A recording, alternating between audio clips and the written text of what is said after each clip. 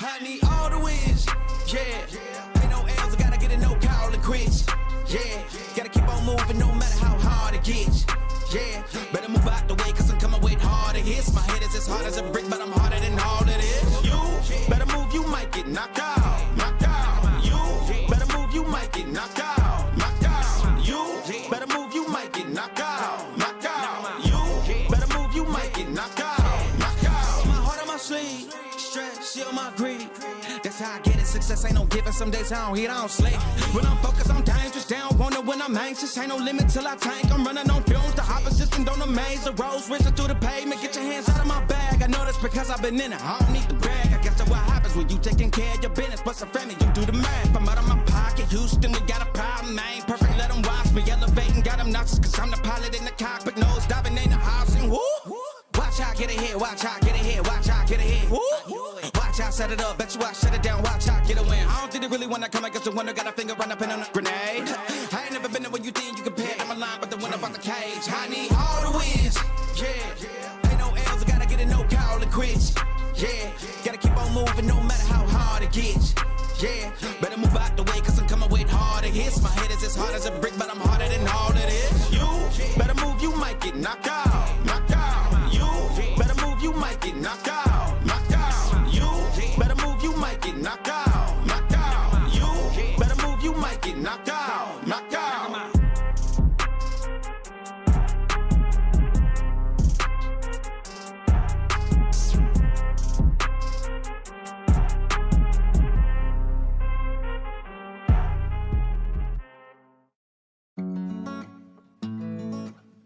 Hey, yo, Jay, can we get some ratchet one time? Look, I don't wanna talk. How you try and press the kid and read it, you was soft. All you know is capping, homie, you don't know the law. Pedal to the metal, you ain't catching me in park. I just hit the stop, I don't wanna speak. Talking all that good, so I just hit you with the plays. Running up the score like Tyreek, I'm going deep. Watch me how I'm saucing, I be spreading it with ease. You gon' see the peace, you gon' see the flex when you hear these writtens. Trust me, you know the difference. I got a long ways to climb before you see a slippage. I see the process and the journey I'm supposed to be, but perplexed, cause I don't really see nobody close to me. Hopefully this ain't wasted, and I know it ain't. You gotta take the time for seasoning to marinate. You need the patience under pressure just to detonate. I'm trying to blow up and these heathens need to get it straight. Gifted with a vision and precision, I'm just trying to make it high key. Might be breaking free like I was Zion in some Nikes. Tucked at the crib, bro, you know just where to find me. Making beats and spitting crack verses pretty likely. Yeah, socks with the burst, boy, ain't changed the bit.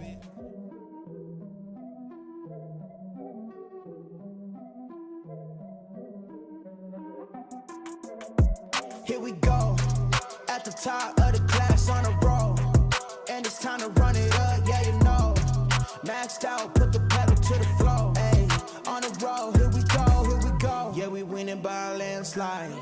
Never see me coming, I'm a landmine. Yeah, I ain't taking orders in command like, yeah, you about to see me on demand like, you know on demand. If you ain't know, you about to understand. Yeah, I got the team by my side, right hand. Yeah, take it to a string, you ain't seen it like that. Yeah, and it's the dream, and we coming for the bag. Yeah, and we ain't ever going back now. Future expedited, now we on the fast track now. They won't lend a hand, now they see us on the map now. It's time to act out. Here we go, at the top of the class on a roll, and it's time to run it up, yeah you know.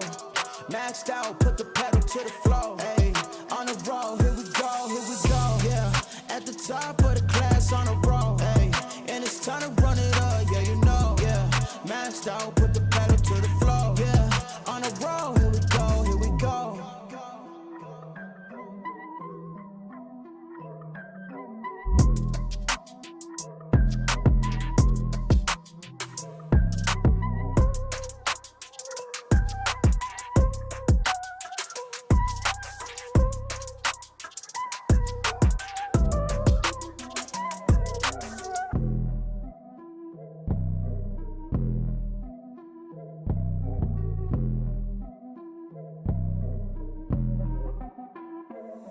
Here we go, at the top of the class on a roll, and it's time to run it up, yeah you know. Maxed out, put the pedal to the floor, ayy, on the roll, here we go, yeah.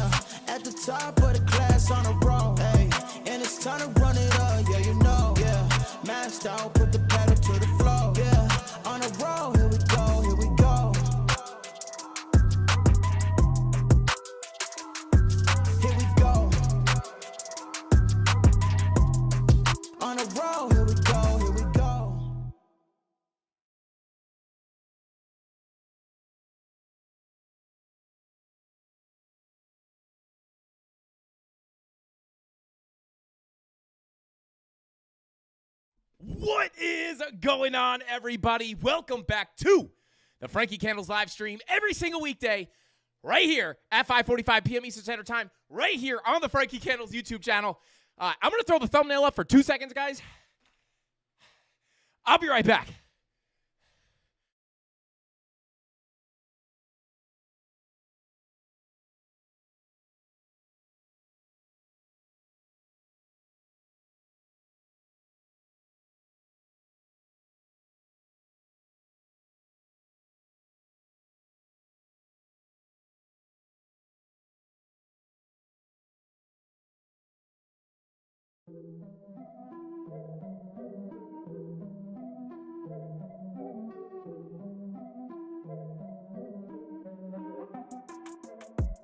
Okay, what is going on, everybody? Welcome back to the Frankie Candles live stream every single weekday right here at 5:45 p.m. Eastern Standard Time, right here on the Frankie Candles YouTube channel. Sorry, guys. I just ran up and down the stairs like 30 times. Barely had any breath left in me. But, guys, we got an awesome show for you tonight. Thank you all for tuning in. Yo, Dave Digital, somebody kick Dave Digital out of the chat right now, spamming those blue emojis, which, by the way, Dave, just so you know, I don't know what that emoji is, but if it were a real thing, it wouldn't even be blue, okay? It wouldn't be blue. Definitely would not be blue. But what is going on, guys? We got an amazing show for you tonight as we have gotten a little bit of a pullback on Bitcoin. Are we completely bearish at this point, or are we going to see higher targets hit? As you guys know, if you watched the live stream last night, let me get rid of this pop-up here real quick. If you guys watched the show last night, you will know that I was sitting on my hands, holding my long positions, waiting for some higher prices on Bitcoin to come.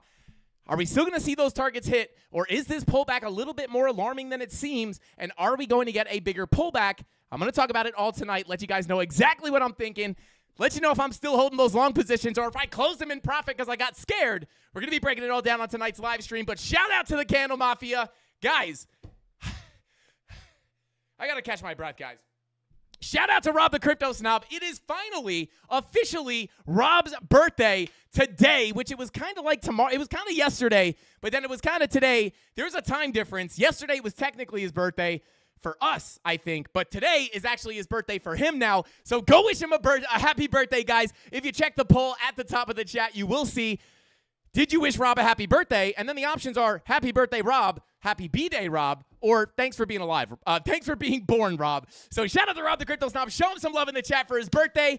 And without further ado, let's go ahead and jump into chat. And don't forget to smash that like button, guys. Every 100 likes we get, you guys get a spin on the Wheel of Pain and Pleasure on Friday. The more spins, the more wins. If we get 550 likes on tonight's live stream, if we ever get 550 likes on any of these streams ever again, we will drop 5 Frankie Candles hats into the giveaway to send them off to you guys, as long as you like and comment on the videos. But shout out to Tony D. Thank you for that super chat. I'm a mess right now, guys. I should not have run that close to go time here. Shout out to Tony D. Said Rob's birthday is over in 10 minutes. Shout out to Rob the Crypto Snob. Hurry up and wish him a happy birthday in the next 10 minutes or it doesn't count. But shout out to Tony D. Thank you for that super chat. We got Paper Planes in the chat. What is going on? Let's see. Of course, we got Rob the Crypto Snob. And we got to sing happy birthday to him, right? So let me go ahead and give this my best shot here. Happy birthday to you. Happy birthday to you. Happy birthday to Rob. Was it yesterday or today? Tell me. But either way, happy birthday, Frankie Candles and the Candle Mafia. Love you. Shout out to Rob the Crypto Snob. Happy birthday, bro. We got Nigel Smith in the chat. We got Asher Dude in the chat. And Rob, I did that out of breath too. So shout out to you, bro. We got Kryptonic in the chat. What is going on? Good to see you. Anna Maria, as always, thank you so much for all the support yesterday with those super chats. Shout out to Self Wealth Crypto. I did get your message, Self Wealth. So shout out to you and congrats on all your success. These are the messages I like to get. I believe it was Self Wealth. Sent me a video or a picture and a screenshot of his trades saying, hey, brother, I just want to show you some love because I've been learning from you for the past year, and I have finally deployed that information. And I think he said he was 7 out of 8. 7 wins for 7 out of 8 of his first trades were wins. So shout out to Self-Wealth Crypto, and then maybe let me know if that definitely was you. I'm almost 100% sure. But shout out to you. We got Jay Gilly in the chat. Says, did you get my hate mail, JK. Shout out to Jay Gilly, just sending physical hate mail. Shout out to Jay Gilly. Hey, I guess if it comes from you, Jay Gilly, it can't be hate mail, bro. But shout out to you. Self-Well said, let's see, TNX, bro? Shout out to Self-Well. I don't know exactly what that means. He said, okay, 11 out of 13 now. Shout out to Self-Wealth Crypto. Let's get it. Let's go, bro. Congratulations. We got B. Woe in the chat saying, what's up, homie? What's up with you, bro? Good to see you. We got Wayne C. and Ken Saunders in the chat. Let's see. Can you guys all take your BTC winnings and pump XRP now, please? Shout out to Ken. We will be taking a look at XRP in just a second. But with all that being said, shout out to Dave Digital dropping those candles in the chat. Now we can start the show. So without further ado, guys, let's go ahead and jump on into the saucy price action and try to figure out what the next move for Bitcoin is. Was this a fake out? Is it a trap? Where are we going? Let's jump into it. So let's jump right back to the face cam, guys. While man, this is the last live stream that I rushed to, guys. I was out of breath. We got the computer screens on ultra wide, which doesn't work for the live streams, and it's only a matter of time before this computer completely shuts down. So be ready for that. Let's see. Shout out to Crypto Rambler says, thank you for the super chat, bro. I appreciate you. He says, do it Monroe style. I think he's talking about singing happy birthday. Shout out to Crypto Rambler. I don't know if you want to hear my Monroe voice. I don't know. Shout out to Crypto Rambler, though, bro. Thank you so much for the super chat. And now, let's go ahead and jump into the charts. Let's get it. So here we are on the Bitcoin chart, guys. I also chugged some Aztec and Cactus Moss water, so excuse me. I'm all over the place right now, guys. But let's go ahead and jump on into this price action, guys. Now, as you know, if we come on out to the daily time frame, we got this nice move to the upside, and we got the break of the yearly highs yesterday, which was an extremely, extremely exciting thing to see. We are now sitting above those yearly highs, which is also nice to see. But we also, if you come on down to Market Cypher B, we actually do also have a potential warning sign for a bigger pullback to come. Now, as you guys know, our original thesis or our original kind of sentiment here for Bitcoin was to see a lackluster pump to the upside to potentially put a lower high in here between the golden pocket and the 786 to maintain our downtrend and give us a bigger move to the downside and break these lows right here at 38,500 and get that bigger move to the downside, potentially targeting the liquidity that we know we have sitting at around $34,400. Now, we have since then broken the yearly high, which means that we didn't put in the lower high, obviously, because we put in a higher high. So what this does, guys, is this does change the sentiment a little bit moving forward, because if we do get a pullback, I am not necessarily going to be expecting a mega push down to break the lows here and continue to 34.4.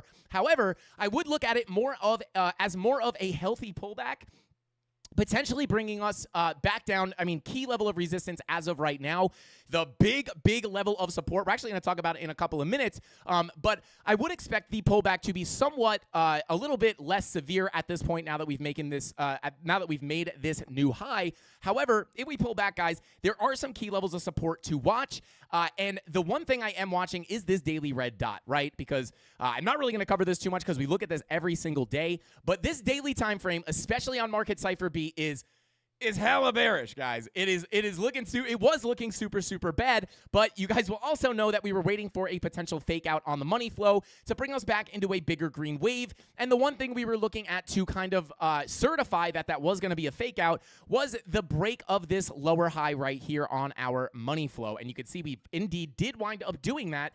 And because of this, right, because we have actually come up into a bigger green wave, that is another big reason why we are not expecting this downtrend to continue in the long term, right? We're generally just going to be looking for a higher low and a continuation to the upside. So that brings me to my point, which is I'm still holding the longs, guys. I am still holding these longs. I am not in any short positions. Now, as you guys know, we were looking at some very specific things on the live stream last night, anticipating this little pullback that we got this morning. And one of the big things that we were looking at was this bearish divergence with our higher highs on price and our lower highs on our momentum waves, giving us that bearish divergence. And typically, if you are new here, typically when you have your these higher highs and lower highs, or higher highs on your price action, lower highs on your momentum waves. I always try to tell people, think of this as an open alligator mouth. That is a bearish divergence.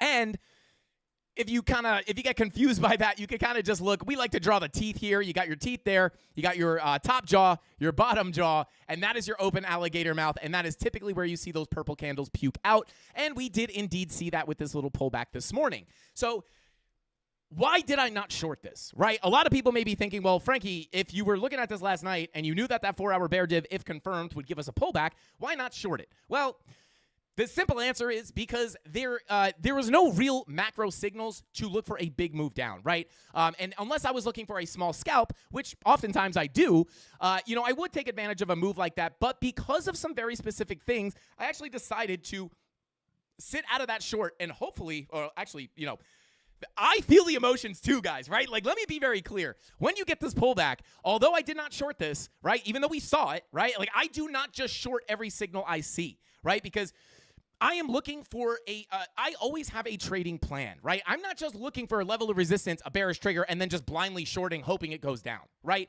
We have a full trading plan when we get into these trades where we literally look for the entries before they occur, and then we wait for price to sink into those opportunistic areas, enter the actual trade, and then we actually have targets that we look for. But we're not just like blindly saying, oh, it looks a little bit bullish here. Let me just long and see how high it comes up. We have an actual plan to follow, and there was no plan for a bigger short position here, at least for me, right? Maybe we do come down. Maybe there was a big short position to be had, and maybe I just missed a trade, and that's totally fine. You can't catch every move, but I was not seeing the things that I would like to see, number one, on the order flow, as well as some of the things on Market Cypher B were not pointing towards a large move to the downside. So I was looking for a higher low to come in before a potential next push to the upside. Now, we're not going to know if this was a higher low before more upside until we break these highs. But you guys know that we did have this next major target up here sitting at about $50,727. Now, this is simply put a weekly level of resistance. This is not a naked point of control. I actually believe it was a naked point of control. But the way I'm looking at this, guys, is if you come to the weekly time frame, this is simply just a horizontal level of resistance, right? Where is it? Right here. And it comes from right here. These two candles right here, you get the all-time high, you get the pullback, you get a little bounce, and then you get the hard rejection from there. This is where that level is coming from. Now, that is our next that is our most local target to the upside, right? Like that is the next closest level of resistance that I'm looking at. And, this was another one of those reasons why I am looking for this target to get hit. But on top of that, guys, and kind of more than that weekly level, what I am looking at is this macro volume profile. Now, I don't know, guys, if we are definitely going to get a push to this value area high, but when you look at this giant range in terms of volume profiles, shout out to Creighton C. If you are in the chat right now, you are probably ready to answer this question right now. But as we look here, once you flip that value area low to support, we know that the next likely place for price to go is going to be that point of control.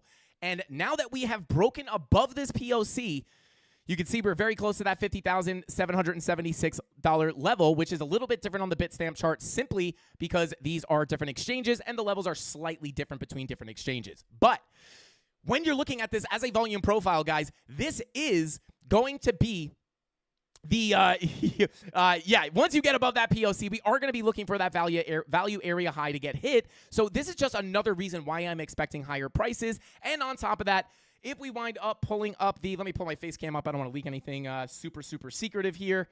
Let's see. Let me just pull up the bada boom. Not trying to leak my address here. But if we pull up the liquidation heat map, bada boom. If we pull up the liquidation heat map, you guys can see that we actually do have, this is very important, we do have a nice little pocket of liquidity up here sitting at about $51,000, or I should say sitting at about $51,000. And you can see that actually $50,700 is kind of like real close to where that liquidity starts. So what do we know about this, right? Like what does this tell us actually, right? And let me actually go ahead and screenshot this really quick so I could just draw on it. Bada boom. There we go. Pull this up, right? So what do we know about this liquidity, right? And this does start very, very close to $50,000 or $50,700, which is that next key level to the upside. So if we were to visualize this on the chart, we do have all that liquidity sitting just above this level. And what is liquidity, guys? We always like to say that liquidity is fuel for the market, right? Liquidity is fuel that will push price higher, or in this case, right, the liquidity above will likely push price higher because once all these shorts get stomped out of their positions, and by shorts, I mean people who may be holding long-term short positions from over here likely have their stop losses above this high, right? And that's what we're seeing on the actual liquidity heat map or liquidation heat map. You can see all those liquidation levels, likely stop losses as well. And when you get stomped out of a short position, it simply creates market buy orders, right? And that is why you see price push through these liquidation levels very, very often. So not only is this value area high likely to act as a magnet, but this liquidity is also very likely to act as a magnet, and we've been using these techniques, guys, to continuously hold not only my long from down here at about 39,900, but also continue to hold our long from down here at 27 or 28K. It has everything to do with understanding where the liquidity is and where those high likelihood levels that are, those levels that are likely to get hit, where those levels are sitting, and how likely it is for price to continue to push through all that liquidity. And understanding that we have this level, this area of liquidations here right below, or I should say leading up to that value area high, makes it very, very fishy to me that we would just kind of turn around here and get a big move down. Right now, does that mean that we 100% have to, come back up? Absolutely not. And real quick, guys, what's behind you? What's over there? What is that? I don't know what that was. You guys gotta. I don't know what that was. Anyway, no. Date Digital. Don't be putting those emojis. I don't know what you're talking about, bro. Shout out to Date Digital. But guys, this is. It doesn't mean that we're guaranteed to come up here, but what this says to me, and again, I'll pull up the premium Discord post. This is a big, using that same technique, understanding where the liquidity is some of the big reasons why we were able to hold these long trades to squeeze them for every dollar they are worth. Shout out to Donato Cabrera. I don't know what you're laughing at, bro. Donato, what are you laughing at, bro? I don't know what you're talking about. And it has worked so far, right? But it's not going to hit 10 out of 10 times. But what this says to me is the fact that we front ran this weekly level, the fact that we know we have all these liquidations sitting up here, which acts as magnets, and we have the value area high up here, which acts as a magnet, this makes it very suspicious that we are just going to turn around and come down from here. So what I would love to see is a tap on this level, which this is the next level. I want to be very clear, guys. This $50,776 level is the next major level I am looking at for a short, right? However, it's going to really depend, and this is actually going to be a little bit of a tricky position to take, and I'll tell you exactly why. Because knowing that we have all that liquidity sitting above here, and we know that, think about it like this, and I know I do this all the time, but for anybody who might not fully understand what I mean by liquidity, I know it's kind of like, it's kind of like a buzzword in trading. I think it's like people like to use this as like if they say like, oh, I'll just say liquidity, and it sounds really fancy, right? But it's really simple, right? When I mention liquidity, right, and most people, when they're referring to a price chart like this, whether it's on Bitcoin or whatever other financial asset you're trading, when people refer to liquidity in this specific context, typically what they're referring to is stop losses sitting in the market, right? And liquidity in more of a simple sense, liquidity equals money, right?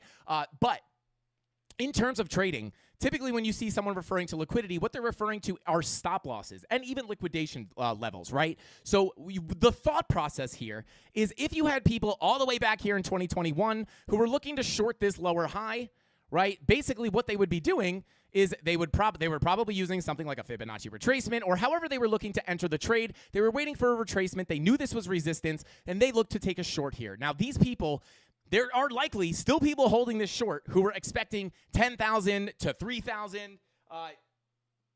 Oh, man. I always get these scam calls, and I'm so tempted to just leak the number and just send all these people, hi, my name's Dave. I'm looking to buy your property in Texas. I don't have any properties in Texas. Unbelievable. I would never do that, though. But anyway, guys, as people are looking to go short here, this is,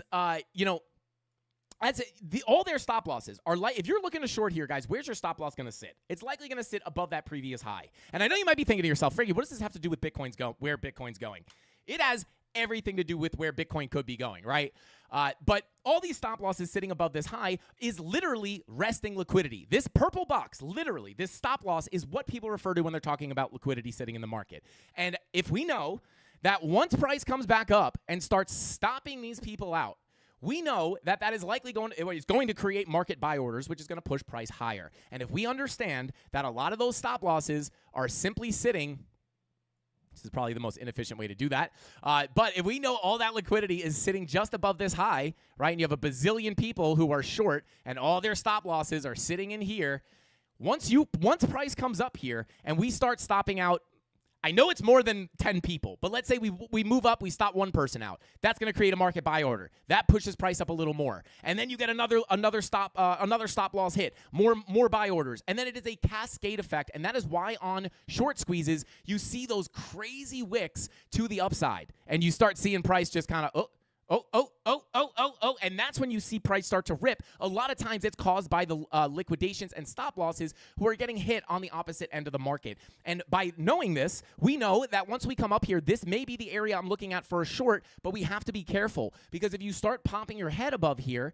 this is where you're likely going to start getting those liquidation wicks to the upside. And if that's the case, you might not want to be entering a short here all willy-nilly. This is why I do not typically use market orders for the most part, especially when I'm day trading or scalping. I'm not going to use limit orders for the most part unless, I'm trying to just like drop the limit order here because I know price is going to I'm not just setting limit orders and then sleeping on them, right? Because if I were to say, hey, I'm looking for a short here, let me put a limit order right on this level, and then we come up to the level and we peek through and we start to liquidate all those people, this is going to give us a move to the upside. And you're probably going to, instead of just getting an immediate rejection off this level, you're probably going to get a big wick. And even if you do wind up getting a swing failure pattern, which, by the way, is going to be my next point, but if you get something like a swing failure pattern where you get the wick to the upside and the candle closure below your level, and then you get the reaction, you're likely going to get that liquidation wick, which could stop you out, right? Or liquidate you depending on the leverage you're using. But so what I will be doing here is monitoring price very, very closely for that short position. And one thing I would love to see is a swing failure, right? If we could see a swing failure right here, that would be a good indication that we are going to get a bigger move down. But it's going to be a very, very high attention trade because I'm not just going to be able to come in here and just willy-nilly short this level because I know we have all that jet fuel just above this level, which could send price to the sky. So we got to be very, very careful. But this is why I am waiting for at least this level to get hit, if not the value area high, because we know as soon as you break that, you're likely going to get all those liquidations in a push up, coincidentally getting you gravitated right towards that value area high. And then you might be asking yourself, well, Frankie Candles, what if we break above that value area high? Now, we will obviously always be cautious as when you typically deviate from a value area, this is where you would look for short positions. But in this very specific case, based off the timing of the market right now, or I should say the area of the market that we're in, or the area in the section of the 4-year cycle that we're in, we have to be very careful, right? Because it's not very often that, once we start, I would kind of compare us, somewhere in here, right? Somewhere, we are very, very close to the halving. And if I could actually pull up our actual cycle chart here real quick, I'll let that load. But it's going to be... It's going to be, more likely than not that if we do break out of this value area high, guys, unless we get some kind of a crazy black swan, which is not impossible, especially if you've been watching the news, guys. There's a lot of crazy stuff going on in the world. Plenty of ways and reasons to have a black swan event, right? Maybe it's a blackout. I don't know. Maybe it's something to do with multiple countries or something. I'm not going to say the word out here on YouTube, but there is a possible, if we do get a black swan, maybe that's where we get the big move down, right? But if we don't get a black swan, guys, you have to understand, spot Bitcoin ETF is approved, right? And especially because we're so close to the halving, obviously we usually get a pre-halving dump, but you have to understand, right? And we've talked about this many, many times. The people who cry, this time is different, get wrecked just about every single time. But we also keep in mind, right? We're traders. We're able to look at both ends of the coin here without getting too attached to one side or the other. You have to understand that, I always say this, if there is a time that is going to be different, this would be like the most likely time, in my opinion, right? Because we have the Bitcoin ETF, right? And just as time passes and crypto becomes less like scary and more not mass adopted, but more well known. Now we have all the banks, the institutions, everyone's starting to kind of, get their fingers in this thing. Starting to sniff around. Anyway, don't laugh in chat, guys. I didn't mean to say that. But anyway, this time, I'm not saying this time is going to be different, but we have to be open to the fact that at some point, guys, this cycle will change. And we have to be open to the point that maybe it's this time, right? But we're not just banking on this time being different and holding on for higher prices because we think it's going to be different, but we are open to the idea. And if we do wind up popping up here and flipping this value area high to support, this is where things could get very, very, very interesting, because at this point, guys, if we pull our Fibonacci retracements, right, we'll pull it from the all-time high. I'll have to move that a little bit. I didn't grab the actual high. Let me pull up the weekly chart. And then we'll pull from the high to the low. You can see, guys, really the only other resistance levels that we have until we're essentially going to be back into price discovery is going to simply be the once you get above that value area high, you have your 786 Fibonacci retracement level, which is obviously going to be, a major, major level to watch. I'm actually going to mark this out right here. Bada boom. Turn it purple for resistance.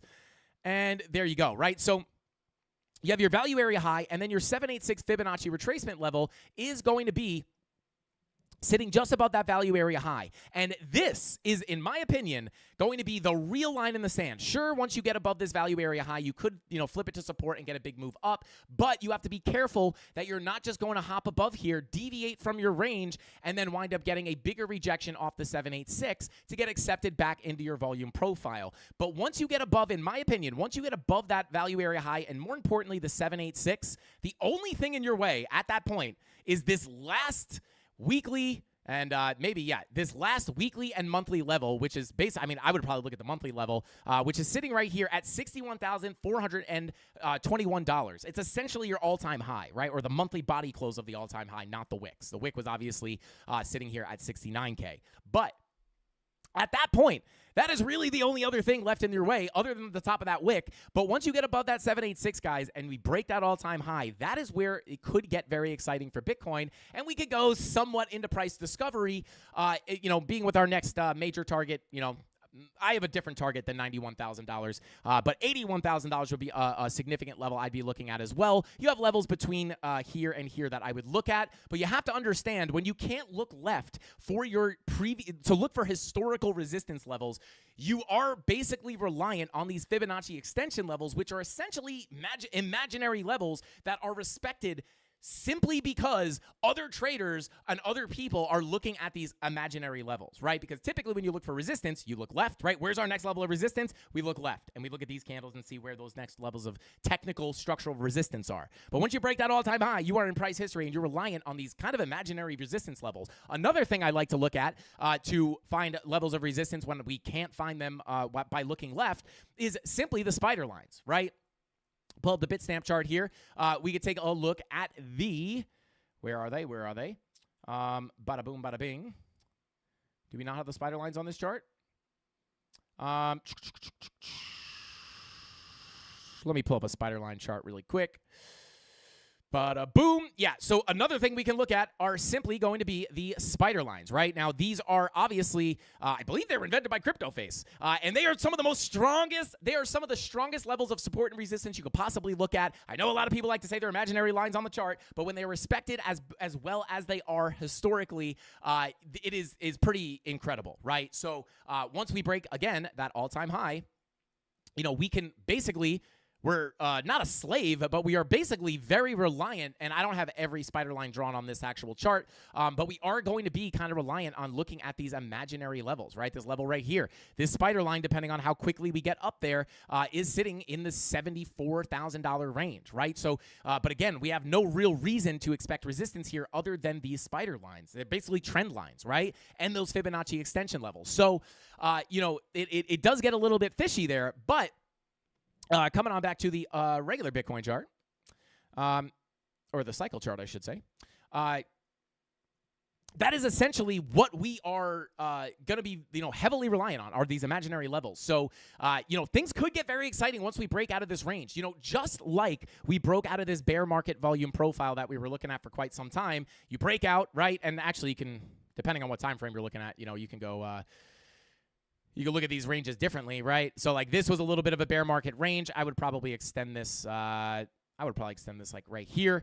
So you come down, right? You get a nice little bear market accumulation range. You lose it, you deviate from below it, and then you get accepted back in. And then once you finally get a breakout of that actual range, which I would argue is kind of right here, where you break that value area high, what happens, right? You get that bigger move to the upside. And we could see something like that happen on a higher time frame with this range, right? We break out, and then that's where you go into price discovery. And historically, guys, obviously, we don't necessarily ever break the all-time high before the halving, right? I don't think that's ever happened. Please, I didn't double check that before we came on live, but I'm almost 100% positive. Look at these charts enough.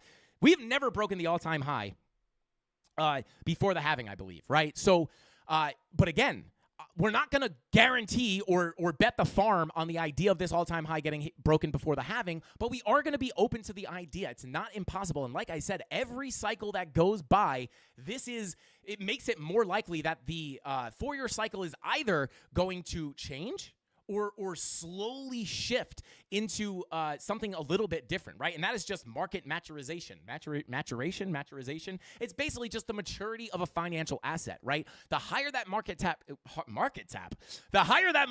gets, the harder it is to move that needle, and just the higher the market cap, the more different the asset will behave, right? So we have to understand that. You got big money in here now. It's going to change. It could change basically the whole way that this asset moves. So we have to be open to that idea. And I just want you guys to be prepared with those next key levels to the upside when you're looking at the macro, right? Because I know everyone wakes up today and they're like, oh my God, we broke 50K yesterday. Then we got a little bit of a pullback. What is going on? Simply put, guys, I am still eyeballing this value area high and at least this weekly level at 50,700. It doesn't mean we're guaranteed to get up there, but we just showed in the beginning of the stream exactly why I would be looking up to these prices and why I'm kind of sussed to the idea of just coming down from here.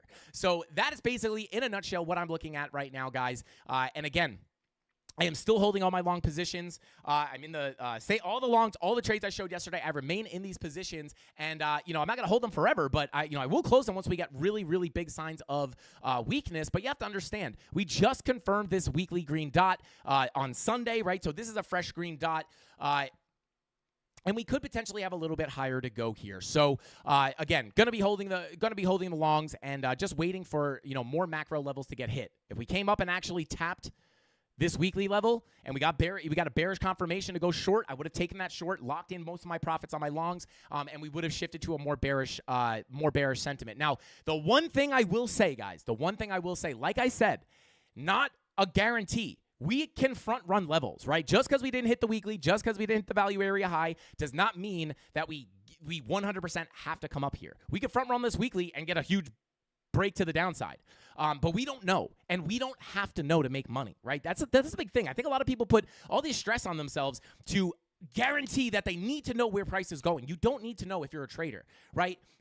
Even if you're buying long-term spot bags, right? Like the game of trying to wait for the best opportunity to buy is literally the worst strategy you could have, and you are likely going to wind up buying at the wrong times. You're going to wait until you get too much FOMO, and you cannot resist buying at a higher price. And then typically you'll get a big pullback right after you buy, and you're going to be like, oh my God, and a lot of people will panic sell that. They'll lose half their money, and then they'll buy back at a lower price with half the money that they just lost because they FOMO'd into the market, right? You do not want to do this. This is why, in the beginning of this channel, basically, which was in the beginning of the bear market, we were saying, you want to be ready in the bear market, right? Like you got to buy when the weekly money flow is in the red, right? That has historically been the bottom, buying the bottom, right? If you bought at any moment in history, if you bought while the weekly money flow was in the red, you would have been buying the bottom of the bear market right here. Bottom of the bear market, weekly money flow in the red.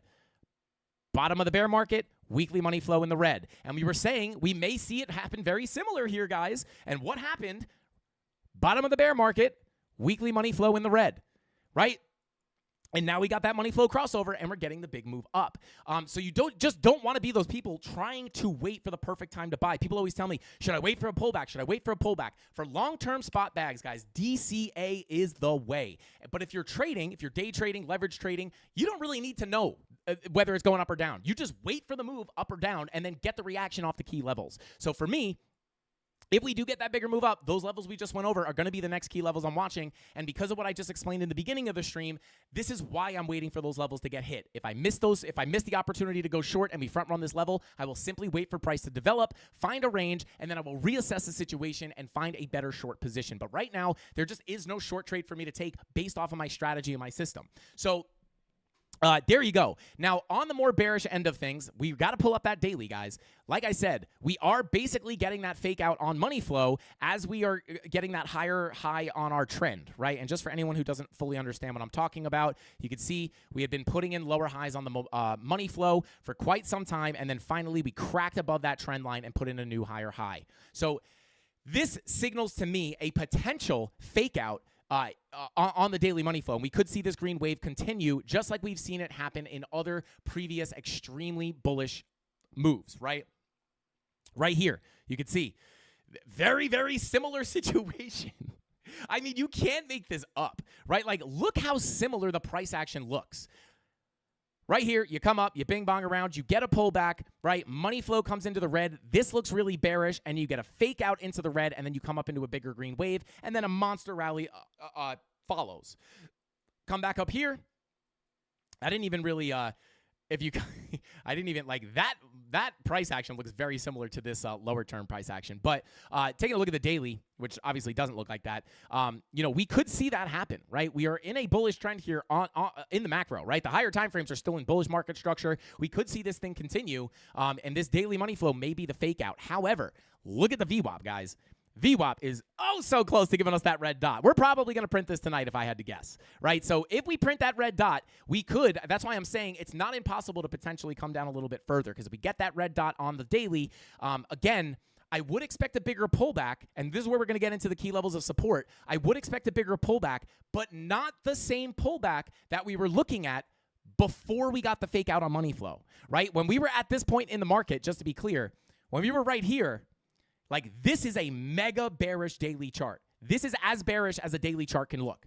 You have a confirmed bearish divergence into a very key level of resistance, which is the macro golden pocket, higher highs, lower highs, money flow also coming out. And not only that, but also crossing over into the red. And your momentum is continuously trending to the downside there, right? So this looked super bearish. This is simply a super bearish daily chart. But since then, and obviously we were looking for a potential fake out, but ever since we got that fake out, that is, our sentiment has changed, because when it was looking bearish like that, again, we were looking for the lower high before more downside. But now that we've gotten somewhat of a fake out here, we have to be open to the fact of the uptrend continuing. So this is what I'm looking at. This is the more local price action. If that daily red dot prints, right? Say we confirm it tonight. Let's say we start printing it tonight. It's all there tomorrow, and then we confirm it tomorrow. That is where a potential bigger pullback could come, and these are the key levels of support I would be looking at. You obviously have your previous high the previous yearly high at $49,000 that we just broke. That's going to be a key level to remain above, right? Now, below that, there isn't really that much support, to be quite honest with you, right? We break below this. Sure, you have this daily naked point of control, but it is no longer naked, right? This is a tapped NPOC. So it doesn't really hold as much weight in my book. So it could act as, some kind of support, but I wouldn't be looking at this as a big level to look for a long at. What I would look for is a potential loss of that level, and the real support, in my opinion, doesn't come in until this value area high at 47K. Right? And then once you start losing this 786, which is coming in at about 46.8, once you start like really dipping below that 786, that's where you're worried. I would be worried about just getting accepted fully back into this range and coming back down to the low. And then depending on how we react at the bottom of that range, that's where we could potentially look at like, hey, maybe this was the fake out of a fake out on the daily. We faked to the upside, and then we're like, hey, maybe we're going to get more upside, and then we fake back to the downside. This is a simple reality of the market, guys. The market is never going to tell you, hey, I'm going to take a big dip now, and it's never just going to be crystal clear like that. Sometimes the signal will be very clear, but like we just proved on the daily, just because a daily time frame, like, again, this is textbook bearish. Like, this is as bearish as a daily chart can look like, in my opinion, when looking at Market Cipher, right? And not even that. We also had a bearish change of character here. We had every reason to reject. This was a very bearish chart, but what happened, right? Bada boom. We ripped right through, right? And it got invalidated. And that is just the simple reality of the markets that we trade every single day. It's the reality of trading any asset, right? It doesn't matter. It doesn't have to be Bitcoin. It doesn't have to be crypto. It's the reality of, TA is not gonna hit 100% of the time. And that's why when we were looking at this as like the most bearish daily chart ever, we were still looking for that fake out. And I'll be honest, part of the reason why I was looking for a fake out here, guys, simply has to do with the amount of hours that I have in on Market Cipher. And sometimes sometimes you can't beat experience, right? Like, I don't know, the big reason why I was looking for a fake out here is just simply because of my experience. I've been through multiple cycles. I've been trading for a while, right? And I've been looking at Market Cipher for years. So it's almost like I can tell when it's likely to give us a fake out. So, and again, like, there's no real strategy that I used, right? I mean, I guess you can say that I went back and I just kind of back-tested history, right? Like, where are we in the 4-year cycle at this point? Let me get rid of this rainbow chart. Where are we in the 4-year cycle? I mean, if you're just looking at, if you're accepting that the 4-year cycle is a thing, I know some people don't believe in it, but maybe they're based, right? I know a lot of smart people think that, Bitcoin just moves because it follows the stock market, right? And these are not stupid people. These are very, very smart people. So, whether, it's kind of hard to guarantee, to really solidify that, though, that price action moves, with the stock market or based off halvings. To me, the 4-year cycle makes a lot of sense, right? You get the 4-year, you get the halving, right? It halves the supply. And it creates a supply shock, and that's what raises the value, right? It makes total sense. When you make less of something, or it becomes twice as hard to create something, it becomes more rare, which raises the value, right? Simple. What am I looking for? What's the word I'm looking for? Idea, or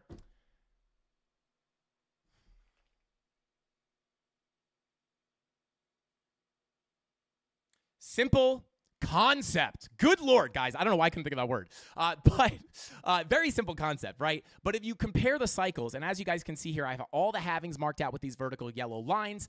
And you can see that we are pretty close, right? We are pretty close to the halving. And this is a chart that we have had on this channel since the beginning, basically, right? And we looked at this when we called for, at the end of last year, we were looking for a fill up to about 50K. I actually just rewatched that video today. Kind of proud of that video, guys. If you go back and watch my last Bitcoin deep dive, I am very proud of that video. And we were just level-headed, and it played out exactly as we thought. And we're not going to hit it every time, but, we started this chart a very long time ago. But we are essentially, we can measure it here. We are about, at least, this is an estimation for the halving. We're about 56, 60 days. We can look up that website. It's 60-something days away, right? I think we're about 2 months away from the halving. It's supposed to happen sometime in the mid to late April, right? Very close to my birthday. But, we could just compare this to the last cycle, right? What were we doing about 60 days before the halving last time? Well, we got a black swan event, which gave us a dump, and then we kind of just wiggled around until we got the halving to come, went sideways a little longer, and then we got the parabolic bull run. So this is, I like to say that we were able to spot that fake out, or not spot it, but be open to the idea that, like, hey, there might be a likely chance this is a fake out to the upside on the daily. Again, just referring to the Market Cipher B. But it just has to do with my time on Market Cipher B, right? And I guess if I used any kind of strategy, I guess I kind of back-tested the 4-year cycle, looked at what typically happens before the halving, and you could see, like, that's really when you start to get these fake outs on money flow. If we zoom out here, Black Swan event of 2020, I'm not going to say the word because I don't think YouTube likes it. You get the dump, and we only came into the red for a little bit, wiggled around, and then right back into the green. Fake out into the red, right back into the green. Fake out into the red, right back into a bigger green wave. So we knew that at this point in the cycle, when we're about 60-ish, 70-ish, 50-ish days away from the halving, that's when money flow gets a little less reliable as far as just calling the big moves up and the big moves down. Because if we go back in time here, you could see you get a crossover into the daily, crossover into the red on the daily here, big move down. Crossover into the green here, big move up. right? But then it's this particular point in the market where things get a little fuzzy on the indicators, and that is part of the reason. If I could say I used any kind of technique to spot that fake out, other than just experience looking at Market Cipher B for many years, it is simply just that, right? Like looking at what has happened in the past and just being cautious of that potentially happening again. So there you go. But that's what we're looking at on Bitcoin, guys. And those are the key levels. If you just tuned in, just scrub to the beginning of the video. I give you guys my full thoughts. But again, if we do get a bigger pullback to come in here, those key levels, the big zone I'm looking at is going to be, I'm not going to be looking to get into any fresh longs or anything until we're able to get a significant bounce off this value area high 786 Fibonacci retracement level. At about, and that 786 is coming in at $46,779. So that's kind of the next zone of support I am looking at. And we'll, again, have to assess the situation as price action jumps into that level, because if we don't get any confirmations to look for longs, I'm simply going to look for what? I'm going to look for acceptance into the range and a fill down to the low. And then at that point, we could start to start to assess the situation and say, hey, are we about to get another fake out on the daily back into the red? Potentially. So there you guys go. That is what we're looking at on Bitcoin. Simply a game of volume profiles. But again, I am still holding those long positions. But let's go ahead. Shout out to Pitbull, said sniffing those fingers. Shout out to Pitbull. Who's sniffing fingers? Don't sniff anybody's finger. If you're going to sniff fingers, sniff your own fingers, guys. Sniff your own fingers. Shout out to Tony D. Thank you for the super chat.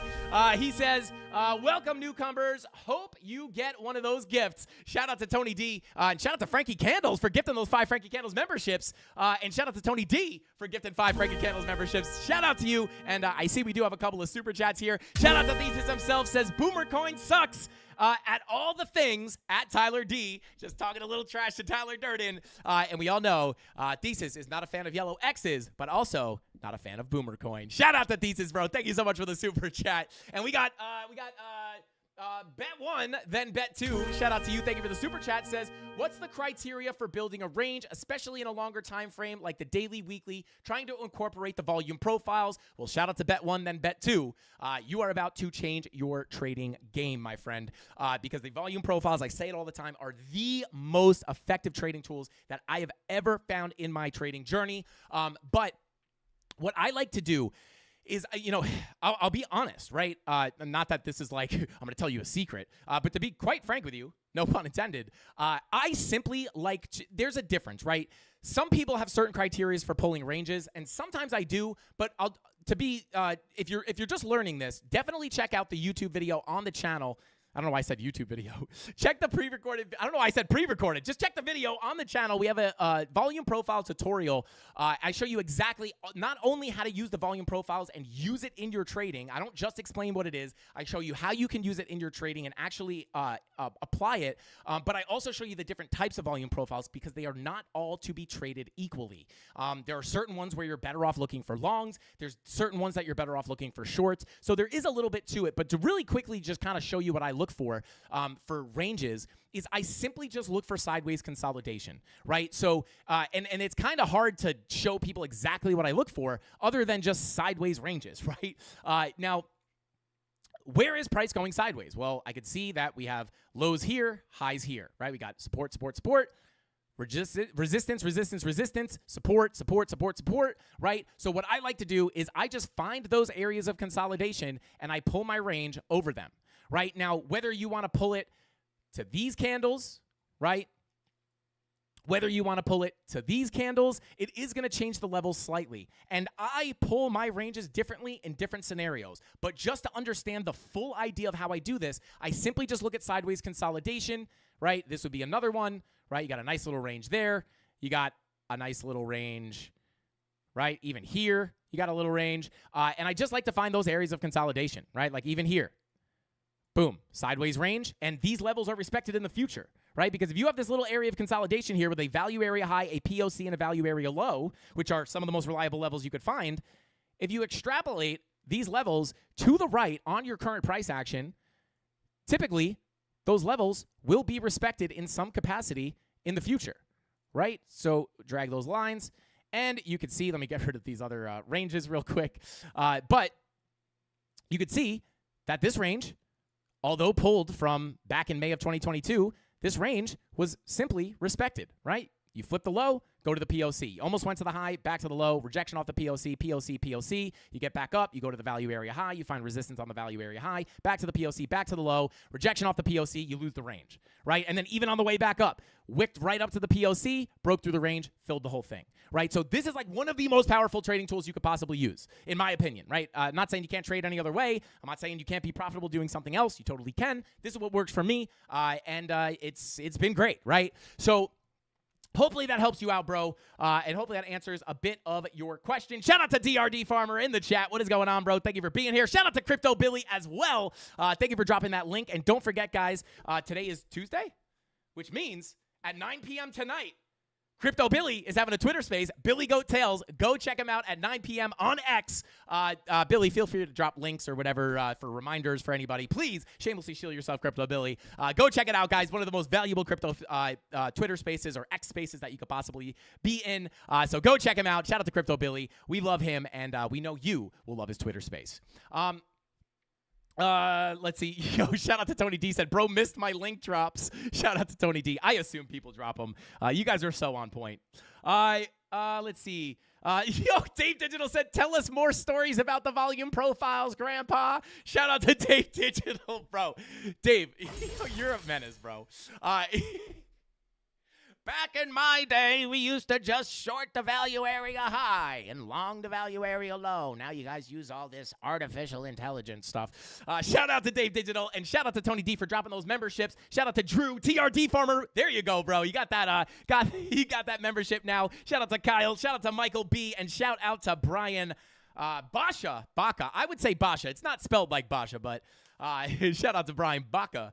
But yeah, guys, let's go ahead and jump on into Ethereum. And if you guys want to see your favorite altcoins, go ahead and drop them, spam them in the chat. Rob the Crypto Snob will count up the votes and pick 3 lucky coins for us to take a look at. So drop them if you want to see them. Shout out to Johnny. Shout out to Johnny 1000 says, I want one. Well, Johnny, if you hang out here long enough, you will eventually wind up with a gifted membership at some point because they get gifted all the time here. Shout out to Tony D. Said, Frankie, those 10 were free, by the way. We can gift 10 every month. Didn't realize that. I mean, Tony, drop another. Well, shout out to Johnny wants one, right? Now, Johnny, I can't guarantee you'll get one of these, but Tony D, let's drop 50 memberships on these people. Let's get it. Drop it on the Mafia, baby. And hopefully, Johnny, I'm rooting for you. Hopefully you get it. Make sure you go into your YouTube settings and enable gifting. Otherwise, you will be unable to get the gift. So just make sure you do that. And Tony, drop 50 memberships. Let's see if we can get Johnny a membership. Let's go. We can't pick who gets it, but we'll cross our fingers and hope for you, brother. But like I said, there are so many memberships getting gifted here. It's crazy. There we go. Shout out to Frankie Candles. Who is this guy? Gifted those memberships in the chat. Let's go. I don't have my remote, so I can't make the lights flash. So shout out to Frankie Candles. And let's see if Johnny Two Shoes over here can get a membership. Let us know in the chat, Johnny, if you changed those settings. Let me know if you changed those settings, because if you didn't, you got to do that to get the gifts. But let's go ahead and continue on here. Shout out to French Toaster getting a membership. Let's take a look at Ethereum, guys. And Ethereum is doing something super, super exciting right now. And that is simply breaking above our previous value area low, which you all know if you saw that Ethereum update video that we uploaded a few weeks ago. Once we crack that value area low, this is going to be the doorway to higher prices, which could potentially open up a bigger door to get an Ethereum pump up to about 3,100 to 3,183. And that is the sauce on Ethereum, right? There's really not much more to say about it, but I'm just low-key like keeping my eye out for Johnny getting a membership. Yo, shout out to Chief Santana says, I'm excited for ETH. Me too, brother. And I want to be clear. I do want to just make sure I am very, very clear. Yo, shout out to Ismail. He said, I tuned in. When's the PTCTA? Scrub back a few. We touched on it for about 5 minutes. But let's see. Okay, shout out to Johnny. I'll tell you this, Johnny. I'll tell you this. Let us know when you get those settings set up. And this is... I don't know who else does this in the world, but we're going to do this for you, Johnny. Just because I saw the chat, you wanted a membership, and I want you to have a good experience here, right? So let us know Mafia, help Johnny get that setting fixed in his YouTube. Once you get it set, let us know. And Tony D, once you see Johnny's all set up with that setting enabled, drop another 50 memberships, and then hopefully he'll get one of those. So shout out to you, Johnny. But taking a look here, just because we're above this value area low does not guarantee that we're going to get a fill up through this range. Now, with that being said, I always show this, but I will say, although it doesn't guarantee it, we can do what we did for that fake out on Bitcoin, and we can simply just back test what has happened in the past. And we know that on Bitcoin, let me just hide some of this TA real quick. We know that on Bitcoin, if we hide all the TA, come on, we know that we had all these same ranges on Bitcoin, right? And it all starts with the, where is it? Macro volume profile. We knew that once we were hitting our head on here, right? You see we peaked in, got a rejection. Peaked in, got a rejection. But we knew once we decisively got over this level, we could open up the door to fill up to the POC and then the value area high. And just like that, we also knew that we had the smaller range from back here in May of 2022, which is the exact same range that we're looking at on Ethereum structure-wise. And we knew once on Bitcoin, once we started tapping on the door, we knew once we broke through, we could open up the door to fill all the way up to the range high. And I love doing this because it is so similar. Pull up Ethereum. And let me zoom out, right? I'm going to zoom out. Bada boom. We'll come up to, say, the weekly, right? Looking at Ethereum, all-time high, first dump, first area of consolidation. That is what we are breaking above right now. When Bitcoin was doing that, right? Same thing. All-time high, first dump, first area of consolidation. We knocked our head on it, and then we filled the whole range. And then, obviously, plus some. So just like we saw that range fill, we're using the same exact technique to potentially anticipate this range fill, but it does not guarantee it. But again, you go back and back test this stuff. It does happen more often than not. So that is, other than that, the next likely level for, as long as we remain above this, let me get rid of this blue box. As long as we remain above this value area low on Ethereum at 25.56, guys, this is going to be, I will be looking to higher prices, right? You have this obvious wick here, which we could potentially look for an SFP at, right? If you're not familiar with an SFP, check out the tutorial. Mods, if you guys can drop one of those links to the SFP tutorial, it'll be hugely helpful, and I will love you forever. Yeah, it's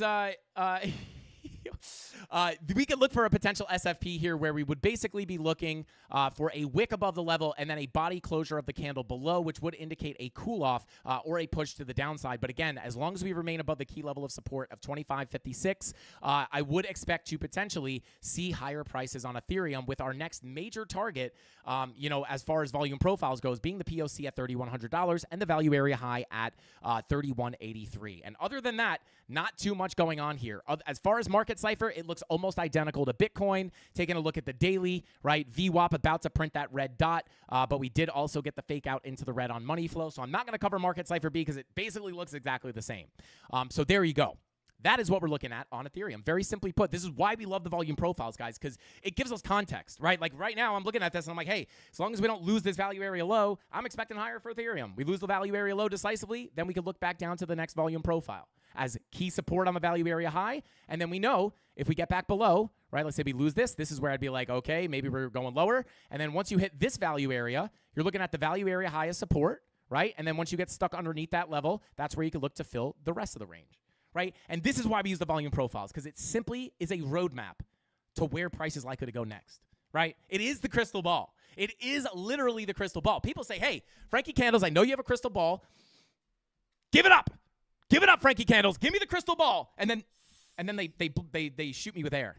Got to pick my words carefully here. They hit me with air. But we always just say the crystal ball is the volume profile. So there you go.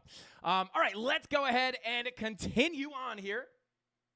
Shout out to Chemistry Bro said, fast AF, boys. Shout out to Chem Bro. I don't even know what you're referring to. I know I've heard the meme, but I don't know what that was actually in reference to in chat. Shout out to Crypto Totoro. What is going on, Crypto Totoro? If you guys don't know, this channel's mouse is sponsored by Crypto Totoro, who gave us this mouse as a token of appreciation for what we do here at the Frank Candles YouTube channel, and it helps my wrist. It's a vertical mouse, which was weird at first, but it is pretty cool, and it definitely doesn't hurt my wrist as bad as the other one did. So shout out to Crypto Totoro. Hopefully you're doing well, bro. Thank you for tuning in. And with all that being said, let's go ahead and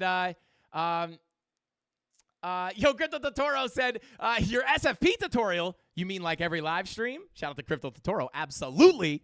But let's go ahead and that's what we're looking at on Ethereum. Let's go ahead and drop in on XRP really quickly because I know always the XRP army is in the chat and they are looking for that analysis. And guys, I hate to give you this brutal analysis, but it's looking the same as yesterday.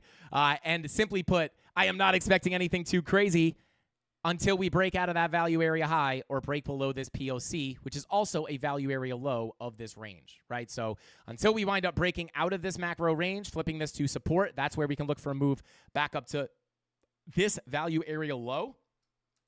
But until that happens, or until we lose this POC, that's where we could look for a move down to the range low at 44 cents. But for the most part, unless this level's broken or this level's broken, I am simply going to be just looking at a little bing bong back and forth here until we get a breakout. Now, is Market Cipher B able to give us any kind of insight into if we'll get a breakout soon? We can come up to the weekly time frame. I will say this.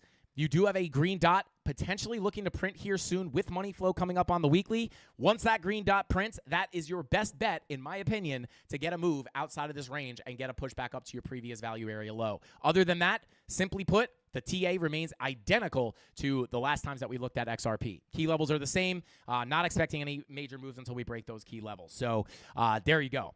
It's not bearish. It's just kind of like boring, you know? So there you go.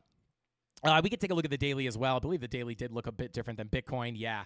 Well, daily kind of looks a little bit more bearish, but, it doesn't look like horrifying at all or anything like that. Like I said, that daily on Bitcoin was looking like absolutely disgusting. This is a horrible looking daily chart.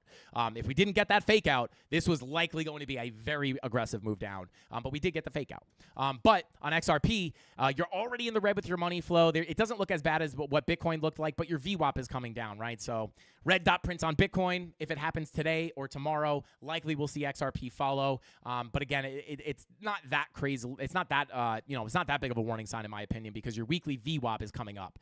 If you had your weekly rolling over as well, it'd be a different story. But yeah, XRP just chilling within the ranges, guys. Shout out to Rob the Crypto Snob. Thank you so much for giving us those altcoins. I appreciate you, my brother. The birthday boy out here working hard. Rob, listen, Rob, I like to think that you like hanging out with us on the birthday, hanging out with the Mafia, hanging out with your boy Frankie Candles on your birthday. But Rob, please do not feel obligated to be here for your birthday. If you got stuff to do, I mean, birthdays are busy days, bro. But shout out to Rob the Crypto Snob, man. I appreciate you for being here on your birthday, man. I'm so lucky to have all the mods. They really are like they're so helpful and oh, yeah. I forgot Rob's on the other side of the world. Yeah, it's even better, bro. My birthday is over. Yo. Shout out to Rob. Rob, your birthday's every day. Come on. Shout out to you, bro.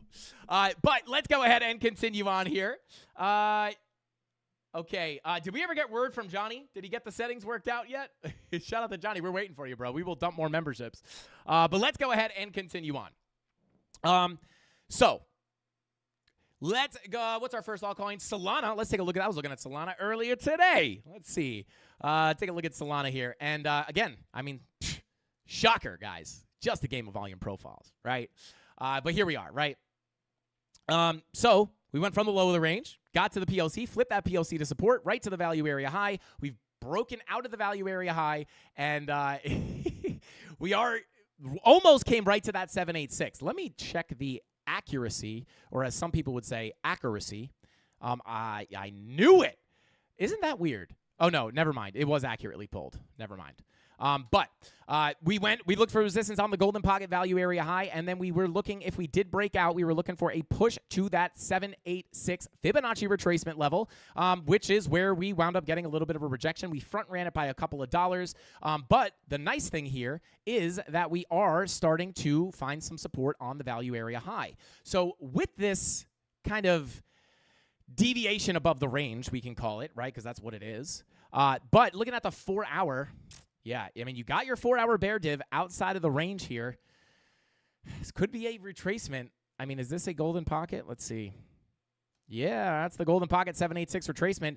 So if this winds up being a lower high, I would potentially look to break this value area high once you get stuck back in the range. That would be more bearish, in my opinion. I would look for a bigger move down. But let me actually mark out this value area high really quickly. Bada boom, bada bing. So key level of support right now is definitely going to be the value area high, sitting at $106.91, basically $107. Now, and actually, let me go ahead and get rid of this fib because we rejected the 786. And now I think this was the probably very close to the fib that we had pulled before. And let me just go in here, change it to golden pocket only. Yeah, so this is our key level of support, basically the level I just deleted. Right here, 786, value area high, golden pocket. This is going to be the key level of support.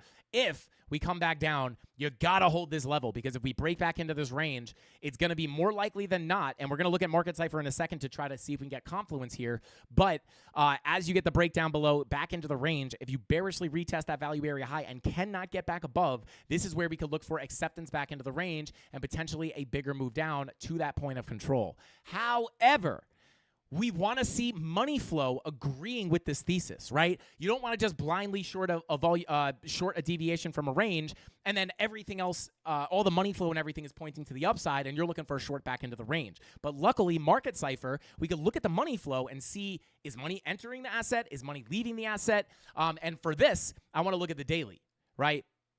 And the daily is annoying because we know we got the fake out on Bitcoin. We have the red dot about to probably looking to print here in the next day or two, which would be more bearish, right? Like if I were just looking at this and Bitcoin didn't just fake us out on the daily, I would look at this as a, I probably would have shorted this 4-hour bear div, looking for a re-entry into the range to see this thing play out for a nice little volume profile trade, potentially bringing you back down to the previous value area low.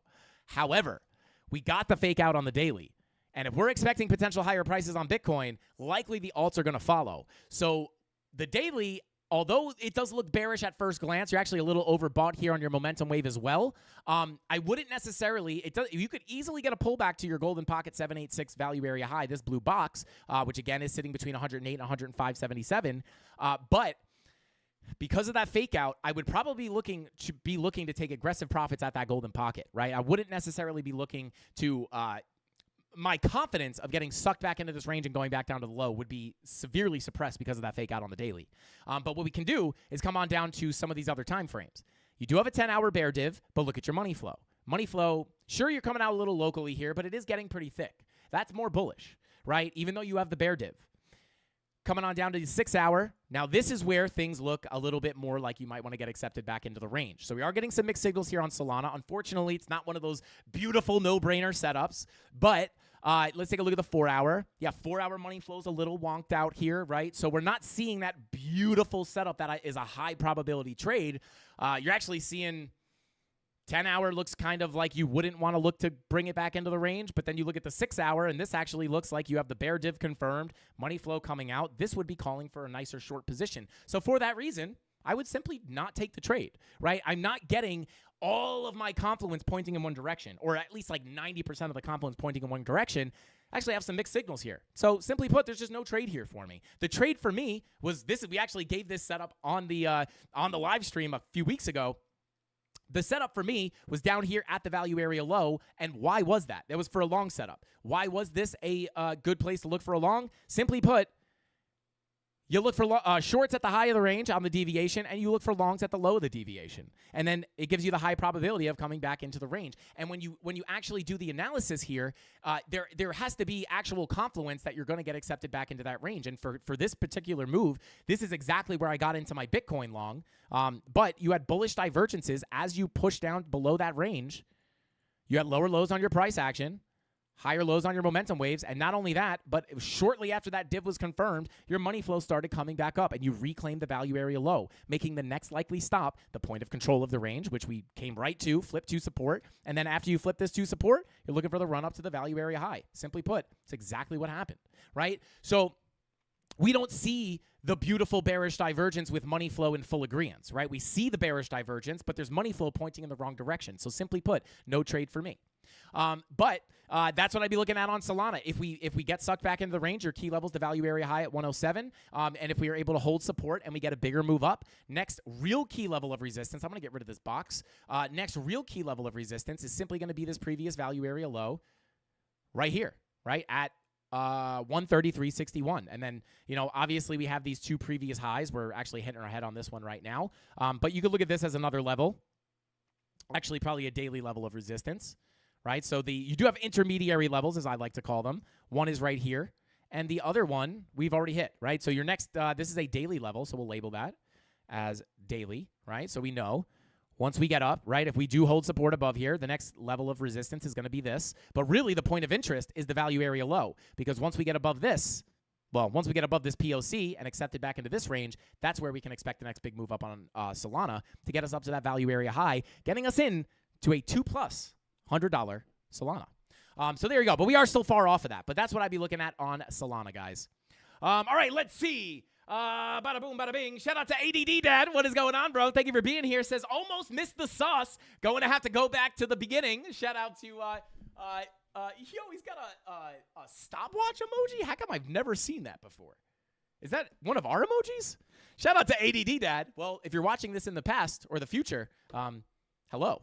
It is Frankie Candles from the past. Shout out to ADD Dad. All right, let's see. Let's continue on. Shout out to Wick's wife, Fine89, and Wick, 589. Whoa. Yo, shout out to Wick. Just rocking the classic Wick 589. Shout out to Wick. Let's go. Says, nothing wrong with a celebratory train every now and then. Toot, toot. MF. I don't know what you mean by a celebratory train, like a train ride. Like, hey, we just made a bunch of money in crypto. Let's go on a train ride? Shout out to Wick. Let me know what you're talking about there. Let's see. Classic Wick. Shout out to Creighton C. Let's go. Shout out to Asher Dude. Shout out to Tony D. Thank you for the super chat. Says, can someone tell me if Johnny fixed his settings? Johnny was just like, screw this. I can't figure it out. And he left. Shout out to Johnny. If you're still here, bro, let us know because we will drop more memberships. But let's see. Yeah, Wick's wife says Frankie never knows what we're talking about. Yeah, I'll just come in the chat. I see. I listen. I walk into some of these conversations. I read a little bit of it, and I'm like, I'm gonna leave this here. Shout out to Wick's wife. Not in a weird way, Wick. Not in a weird way. Respectfully. Shout out to Wick 589. Says Frankie, you going to the Litecoin conference in July? Potentially. I bet you Tom Crown will be there. I'll tell you this: if Tom Crown goes, I'll go. I bet Tom Crown will be there. Let's see. Bada boom. Okay, let's go ahead and move on to our next altcoin, which is going to be AVAX, or AVOX, as some people would say. Take a sip of the Aztecian cactus moss water. Let's see. We're talking about taking a train to the Litecoin conference. Oh, okay. All right. Shout out to Wick's wife. 589, let's go, or Fine 89. A CandleMafia train only if we all go and make it a party train. I mean, I've had some parties on the Long Island Railroad before. I mean, if you're from New York, you know that the LIRR is quite a party on the weekends. Yo, that would be crazy if we just all commuted to the conference together. That'd be fire. Hey, shout out to Steve M. Said new here, also new to candles, but it makes sense. Well, shout out to Steve. That actually makes me feel really good because if you are new to the charts and this all just made sense to you, that means I'm doing my job well. Okay, let's go ahead and continue on taking a look at Avalanche. And here we are, simply seeing things play out as we would like them to.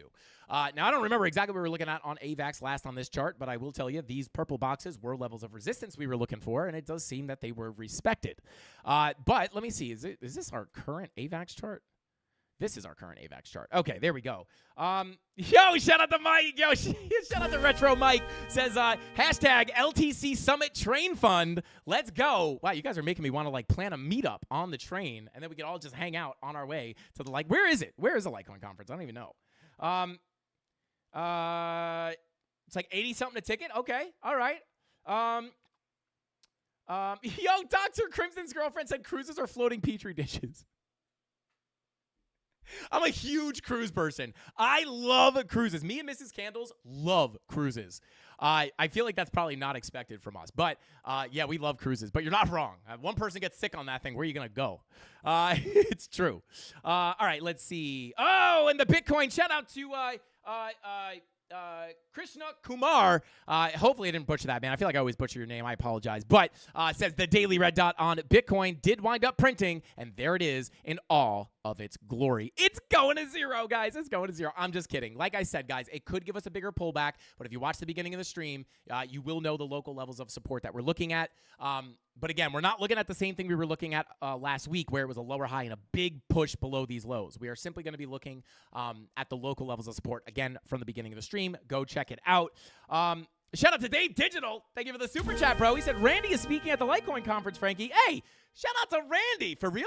That's fire. Let's go. Shout out to Randy. I guess we got to go now. We got to go support our friends, right?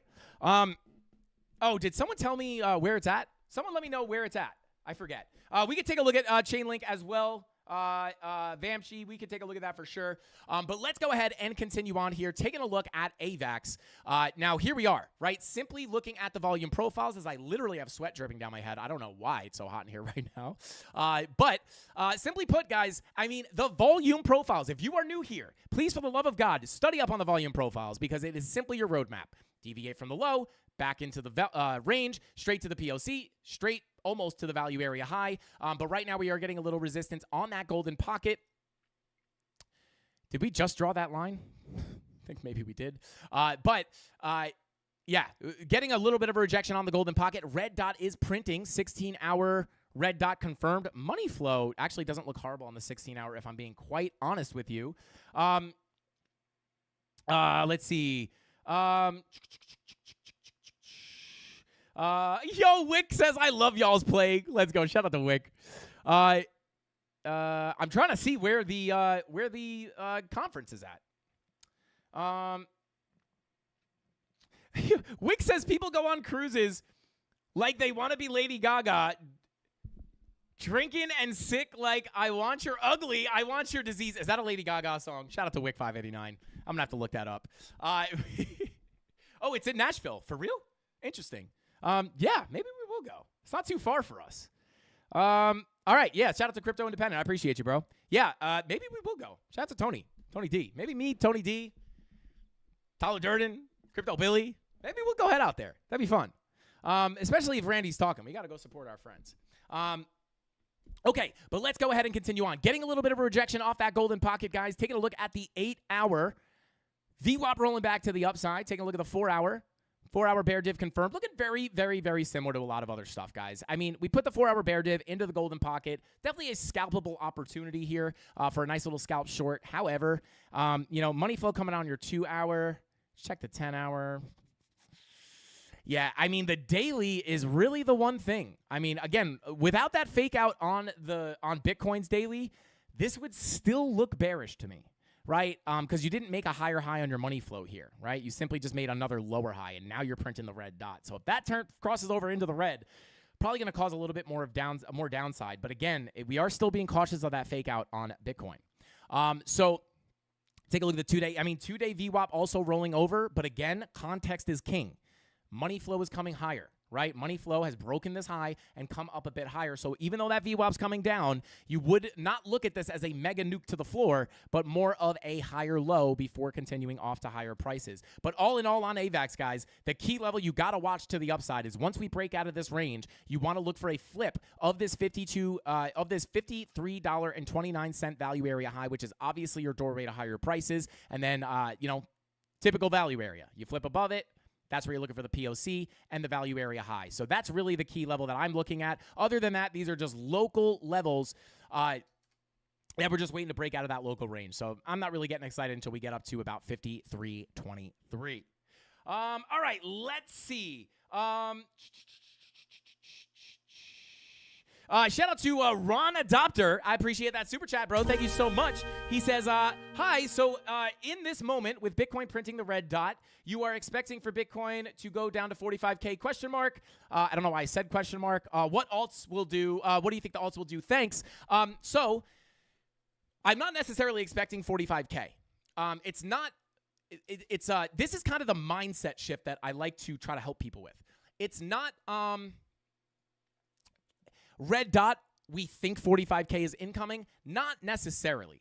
But what I am going to be looking at is, let me pull up the, actually, no, we'll pull this up, and let me pull up the local TA real quick, because these are important levels. Let me hide that trade. But here's the thing, right? With that red dot on the daily, this could give us a bigger move down. I wouldn't say because of it we're going to 45K, but what I would say, because of the red dot, we could get a bigger push down. The key levels of support begin at 47,000 at this value area high. This would be the biggest area I'm looking at for a bounce. If it's an if this, remember, when in doubt, think of the if this, then that statement. It's never if this, then 100% that. There's a billion different if this, then that statements. So if you have a red dot here, it could give us a move down. Now, what are the intricacies within that? Simply put, the next key level of support, 47K at the value area high 786. And then if you lose that level and get accepted into the range, then it opens up the door to get down to the $45,000 value area low. But you have to be open to the idea that we don't know if you're going to get back into this range and come down to 45K. So I wouldn't say I'm expecting 45K, but I would expect more downside. And then if we hit these levels, we could bounce here. Right? So you don't just want that binary answer, because if you're not looking at all opportunities, what if you get a bounce here? Then you're not going to have a plan, because you're going to be sitting here waiting for 45K. So because of the red dot, I'd expect a little more downside. If we come to 47K, I'm looking for a bounce. If we don't get the bounce, then I'm looking to potentially fill the range down to 45K. So hopefully that helps you out. I wish it was Ron. Hopefully that helps you out, brother. Not as much of a black or white answer, but yeah, you're not wrong. It would potentially, I wouldn't be shocked if we were able to get back down there. But it's not just because we have a red dot. I'm expecting 45K. Like if we come down here and bounce off 47, I'm not gonna be like, oh my God, we didn't hit 45K. That's so weird. I'm just gonna, it's a very likely situation that we don't get to 45K.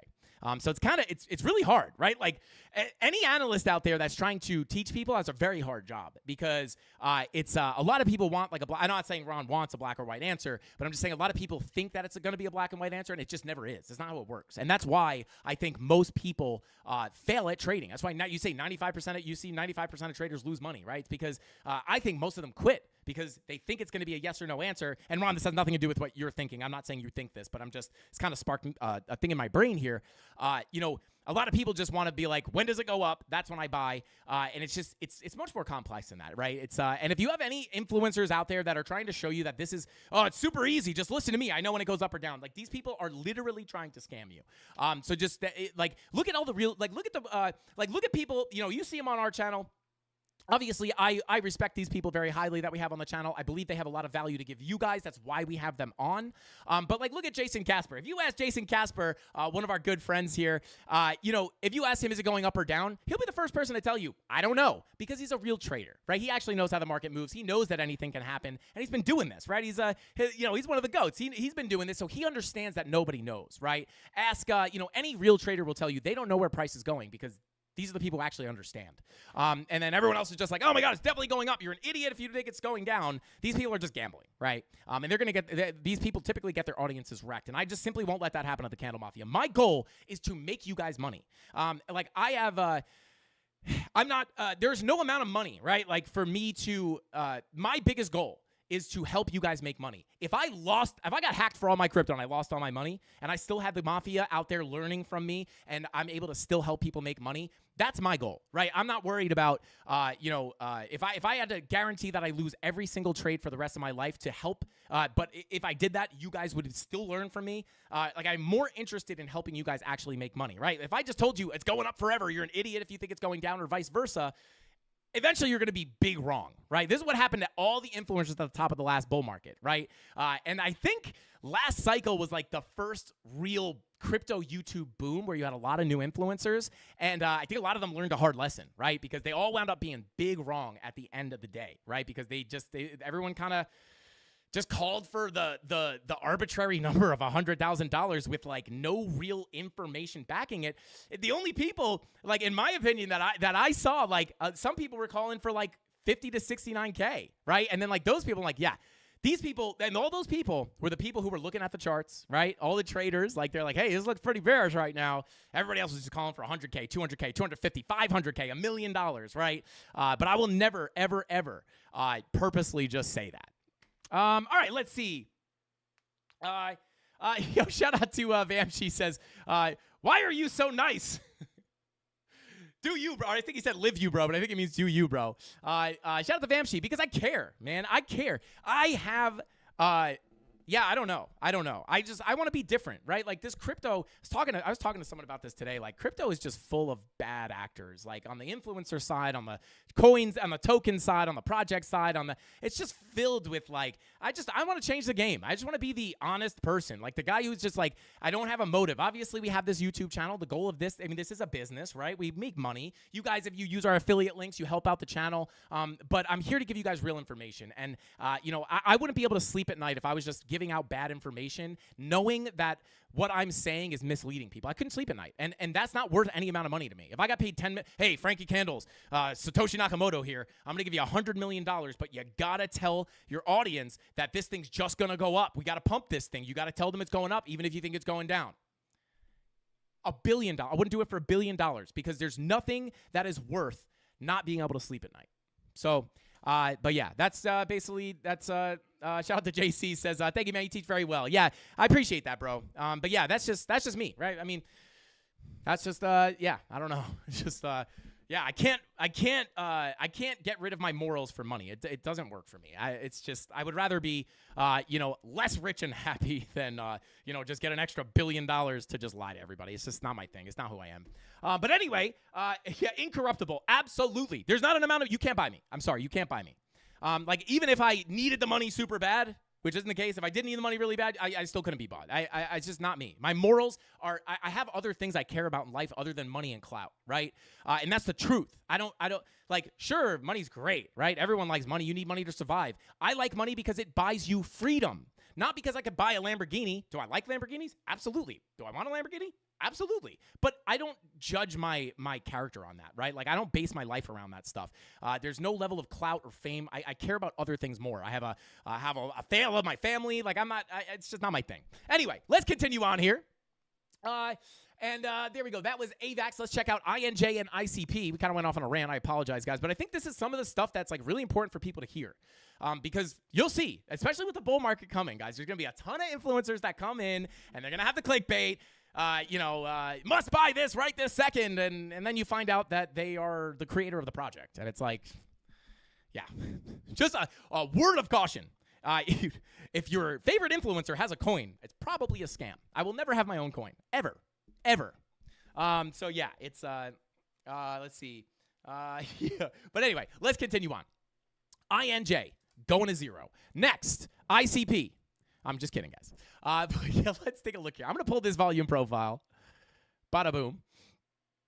And you guys can see here, right? We have this nice volume profile respected. We slipped it right to the POC. We slipped it again. And now we are potentially trying to actually hold this as support. But I would be careful. If this is a golden pocket retest, I'd be very cautious with this. And by cautious, I mean cautious. I would be very cautious about this going back up to the value area high. Is it a golden pocket? It is. Okay, so I would be cautious with this, guys. Why? The daily doesn't look good, right? Just like Bitcoin, this daily doesn't look good. And again, did we get the fake out on the daily? Yes. For Bitcoin? Absolutely. Could we get a fake out here? Absolutely.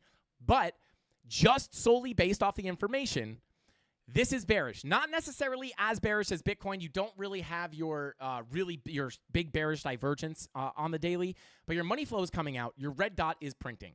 This makes it, in my opinion, very likely that if we break this value area low, that we're probably going to come down to some lower prices. Now, what is the next likely place for price to go?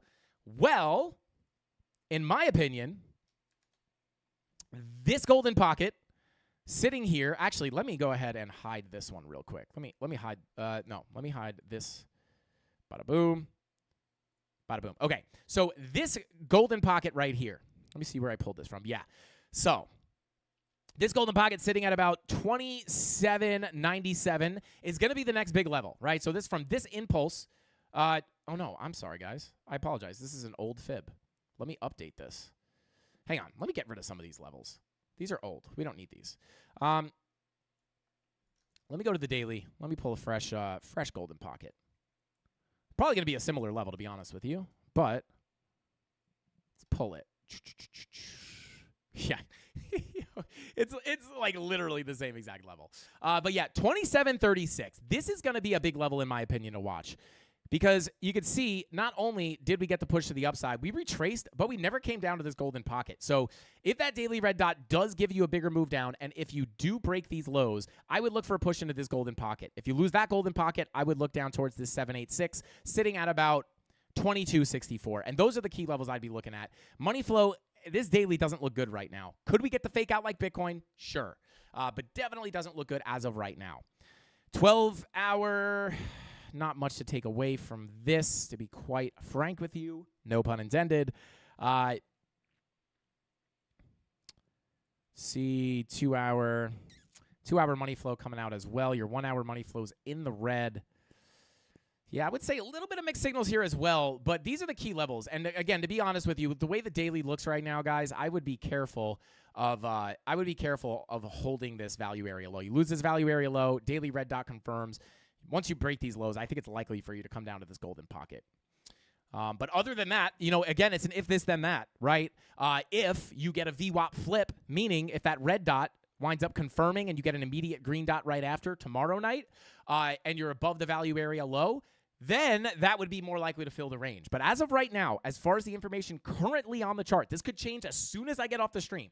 Well, probably, this could change by tomorrow. But as of right now, I would not be looking to long this because typically, guys, when you come back into a value area, like this would be considered kind of a failed auction, right? You try to trade below the range, you get back in, you get accepted, you fill the rest of the range. That's how you handle the volume profiles. But just based off the daily, I would probably not take that trade. Doesn't mean it won't play out, but that's what I'd be looking at on INJ.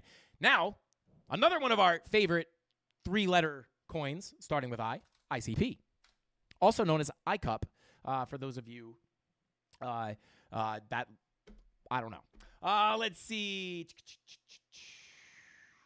Okay. Yo, shout out to 12 Pig. Okay. Let's see. Bada boom, bada bing. This is not the ICP chart I want to look at. Let's look at the MEXC chart. You know what? Maybe we should, now here it is. Okay. So taking a look at ICP, guys, honestly, like not much has been going on with this, right? Since we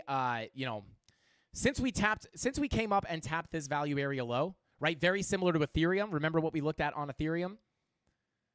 Right? You have a previous range. We tap on that range. As soon as you break above that value area low, that's where you can see the higher prices taken.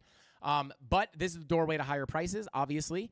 But other than that, like, just looking within the context of this range, right? We're at the POC. If we hold that POC as support, looking for a push up to the value area high, right? If you break above the value area high, your 786 would be kind of that last level of resistance until you get to that value area low up here. So, once we push up here, could get a rejection at this purple box. But once you flip that 786, that is where it opens up the door to, once again, knock on that value area low, which is really what you want for higher prices, bringing you up to a potential $20 ICP. But with that being said, taking a look at the daily, very similar situation here. Like, this doesn't look like the most bullish chart. Like, for a bullish chart on the daily, like, this looks bullish, right? This is bullish. Why is this bullish? Well, we're at support, right? First of all, you're at a floor. You're not gonna, you're not gonna look for a short into support. You're gonna look for a long.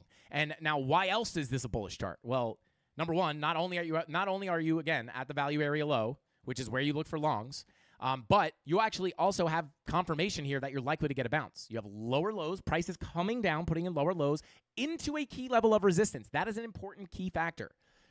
With your higher lows on your momentum waves, giving you that bullish divergence with your money flow coming up. That is a bullish chart, right? This is literally the opposite.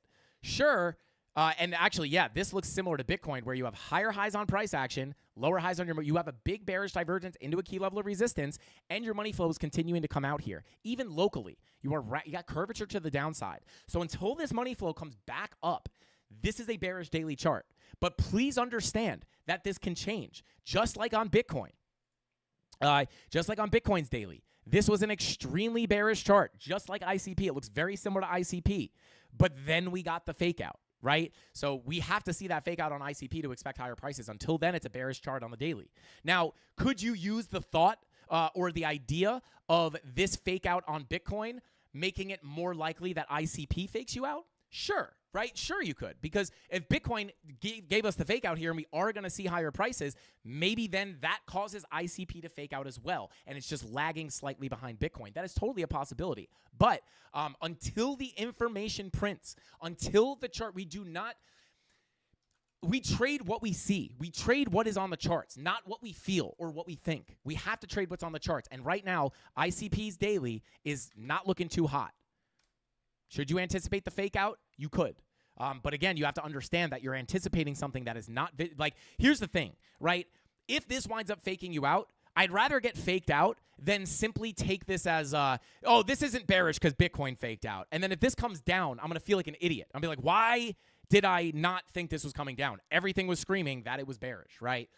So again, the dailies, we really need to see these dailies shape up like Bitcoin did. Shape up or ship out. But yeah, there you go. That is what I'm looking at. But the nice thing here, guys, is that you have these volume profiles. So, if we do get a bigger push down, you don't have to instantly panic like, oh my God, is this the big drop? Because you have your value area low sitting right here, 1169. So, if you come down, this is support. Even if you deviate below it, you could still get accepted back into the range. It's not until you really start decisively closing higher time frame candles, daily candles, even multiple 4-hour or higher hourly candles, closing below that value area low. That's where it gets a little bit more bearish. But until then, you have the context of this range kind of keeping you safe, right? Maybe the daily red dot brings you to the value area low, and then you print a green dot, and you get a bounce to the high, and at that point, your money flow comes back into the green, and then you get a fake out, and you come up to higher prices. Anything is possible. But it's just all about, being prepared for the most likely situation, waiting for the setup to present itself, and then firing. So right now, I wouldn't be taking a trade on ICP just because we're in the middle of the range here. I'd rather come to the low for a long or come to the high for a short, or at least into this short zone. So there you go, guys. That is ICP. I am surprised that our camera did not take off early tonight because it is 1,000 degrees in here. Shout out to Johnny R. If you stick around, actually, you know what? We'll just do Link real quick right now. This will be the last.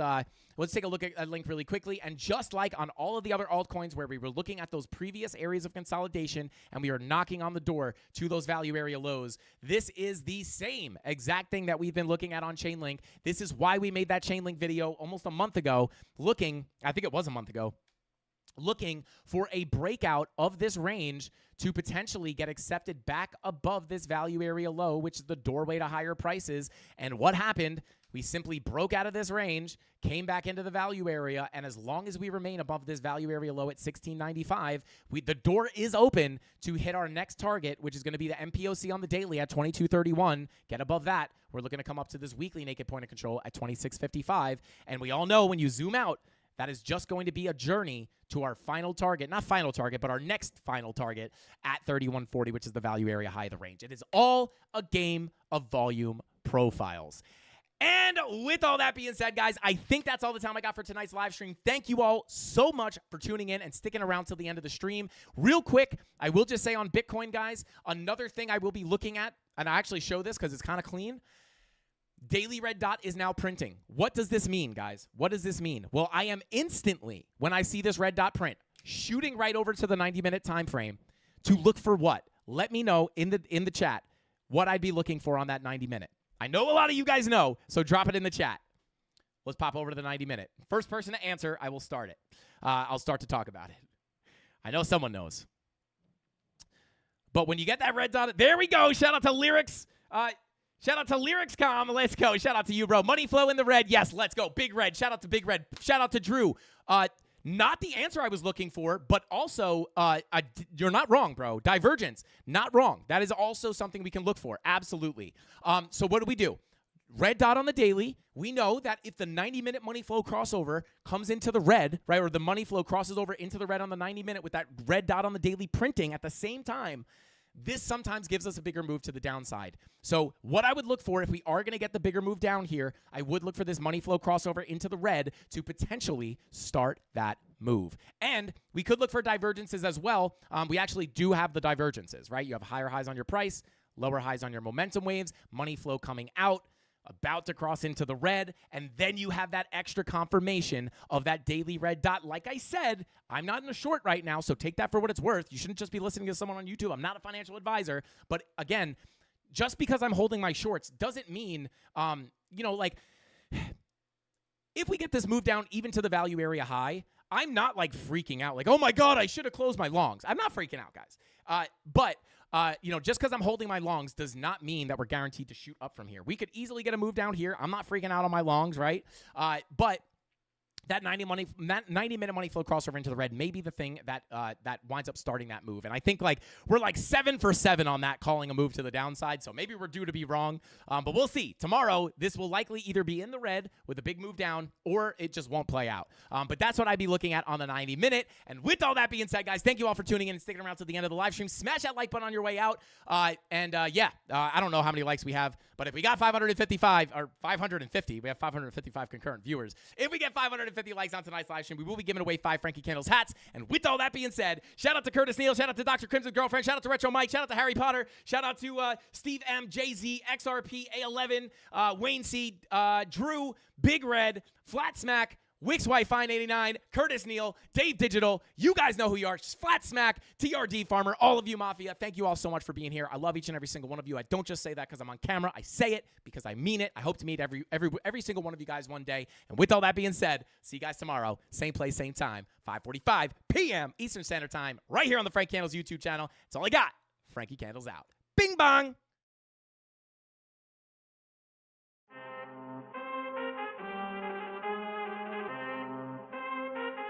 I need all the wins, yeah. Ain't no L's, I gotta get a no call and quits, yeah. Gotta keep on moving no matter how hard it gets, yeah. Better move out the way, cause I'm coming with harder hits. My head is as hard as a brick, but I'm harder than all it is. You better move, you might get knocked out, knocked out. You better move, you might get knocked out, knocked out. You better move, you might get knocked out, knocked out. You better move, you might get knocked out, knocked out. My heart on my sleeve. Shield my greed. That's how I get it. Success ain't no given. Some days I don't eat, I don't sleep.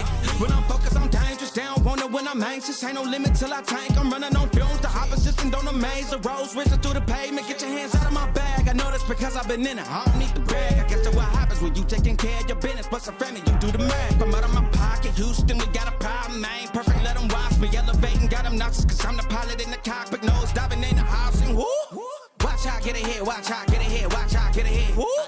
Watch how I set it up, bet you I shut it down. Watch how I get a win. I don't think they really wanna come against the winner. Got a finger run up in on a grenade. I ain't never been there when you think you compare. I'm a line, but the winner on the cage. I need all the wins, yeah. Ain't no L's, I gotta get a no call and quits, yeah. Gotta keep on moving no matter how hard it gets, yeah. Better move out the way, cause I'm coming with harder hits. My head is as hard as a brick, but I'm harder than all it is. You better move, you might get knocked out, knocked out. You better move, you might get knocked out, knocked out. You better move, you might get knocked out, knocked out. You better move, you might get knocked out, knocked out.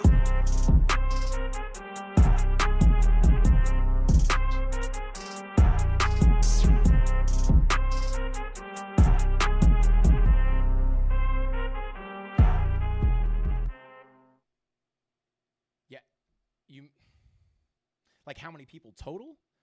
How much does the train hold? How many can we get all of the? Can we get the whole train, or we can only rent out cars? I mean, I don't know. Technically, if we got the whole crew to come, it'd be dang near 60K, 60,000 people. You don't have a train that big. All right. Well, if we assume maybe just the live stream crew comes between 600 and 1,000, maybe. Okay. Yeah, no, we're not worried about price. We just don't know if you have a train big enough. And we do get rowdy. Is it possible if we got rowdy enough that the train would fall off the tracks? Is that even possible? Okay. Okay. Yeah, well, I'll email you. I'll get you in contact with Tony, and then we'll get it figured out. Because that would be awesome. We get that set up. I can't promise you that the train will still be intact after, but it would be really cool. We'd appreciate it. All right, awesome. Thanks, Felix. Appreciate you, man. All right, bye. That would be sick. Oh, boy. Okay. Oh, whoa. Hey, all right, guys. Hang on. It's not locked in yet. I wanted it to be a surprise. Tony D, we got to fix this stream deck, dude. We can't. I'm like having private conversations with the MTA, and unbelievable. Well, guys, we may be going to Nashville. If we can get the whole train, we're going to get the Mafia all in one train, and we're going to party it up. But yeah, Tony D, watch your emails. That's all I got, Mafia. I'll see you tomorrow. Same place, same time. You know the rest. Hasta basta. Bing bong.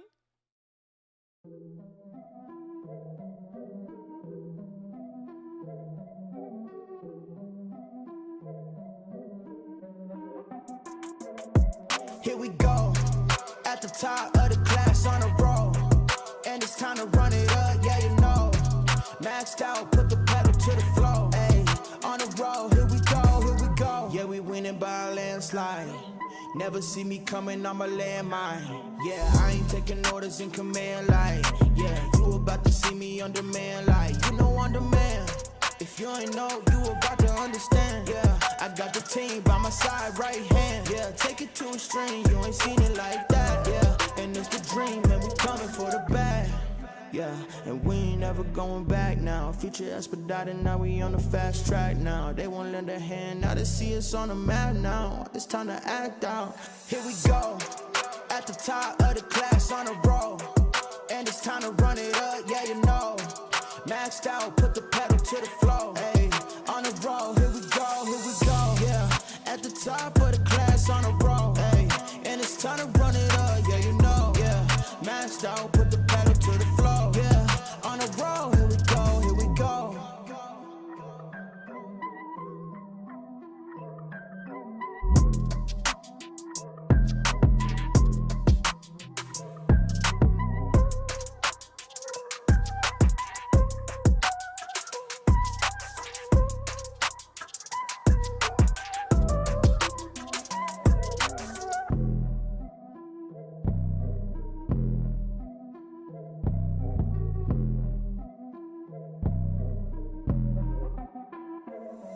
Here we go, at the top of the class on a roll, and it's time to run it up, yeah you know.